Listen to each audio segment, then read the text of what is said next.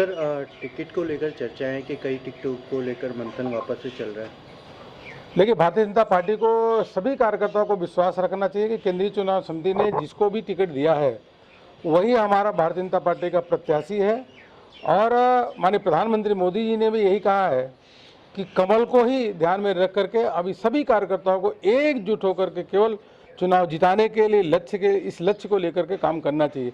कोई किसी भी प्रकार का कोई बदलाव प्रदेश में नहीं हो रहा है। एक बार केंद्रीय चुनाव समिति जी ने जो टिकट के बारे में फैसला ले लिया है वही हमारे प्रत्याशी होंगे। इसमें किसी प्रकार का कोई पुनर्विचार नहीं हो रहा है और कार्यकर्ताओं को भी बड़े लक्ष्य को ध्यान में रख करके हमको यहाँ पे सरकार बनानी, ऐतिहासिक रूप से विजय हासिल करनी है। और यह जो प्रदेश में पेपर लीक वाली सरकार, कानून व्यवस्था ध्वस्त करने वाली सरकार, भ्रष्टाचारी सरकार, इस गहलोत सरकार को उखाड़ फेंकना है। सर एक ईडी की कार्रवाई चल रही है लगातार। पूरे राजस्थान के युवाओं को, हर व्यक्ति को मालूम है कि किस प्रकार से राजस्थान में जो पेपर लीक 17 बार पेपर लीक हुआ है और उसमें वास्तव में जो बड़े मगरमच्छ थे उन पे कार्रवाई नहीं हुई, सरकार ने कोई कार्रवाई नहीं की और युवाओं के भविष्य पे हथौड़ा चलाने का काम गहलोत सरकार ने काम किया है और उसमें बहुत बड़े पैसे का लेन देन हुआ है। नहीं तो 17 बार पेपर कैसे लीक होता है।